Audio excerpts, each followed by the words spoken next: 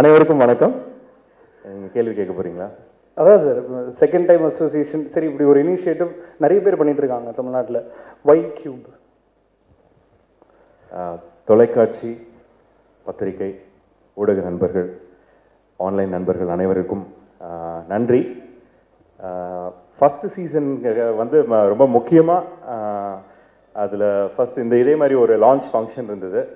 நீங்கள் எல்லாரும் வந்து பெருசாக சப்போர்ட் பண்ணதுனால தான் அது நல்லா அந்த start was very nice and the take off was very good. தியேட்டர்ஸில் 5 படம் செலக்ட் பண்ணி போட்டப்போ நல்ல ரெஸ்பான்ஸ். எல்லா தியேட்டர்ஸ்லையுமே வந்து கிளாப்ஸ் இருந்தது. அது பார்க்கும்போது நமக்கே வந்து அவ்வளோ சந்தோஷமாக இருந்தது.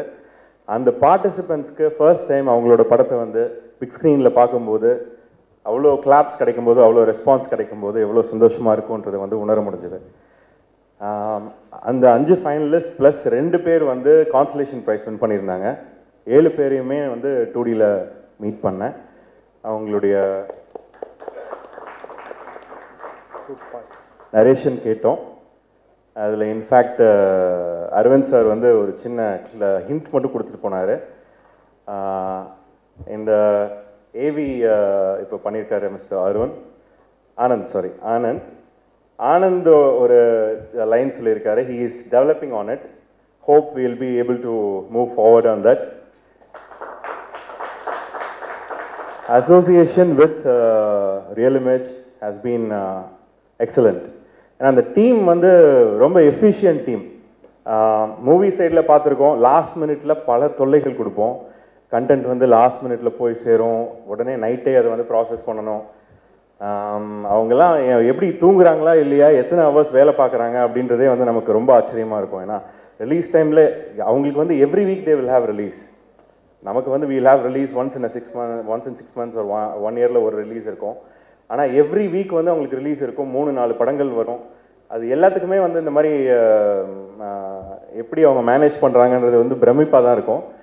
ஸோ அந்த டீமோட ஃபர்ஸ்ட் டைம் வந்து வென் ஜெயேந்திரா சார் செட் இந்த மாதிரி ஒரு இனிஷியேட்டிவ் எடுக்கிறோம், அது வந்து 2D கேன் யூ அசோசியேட் அப்படின்னு கேட்கும்போது immediately we jumped into it and such a wonderful team. We are very happy to be associated with them.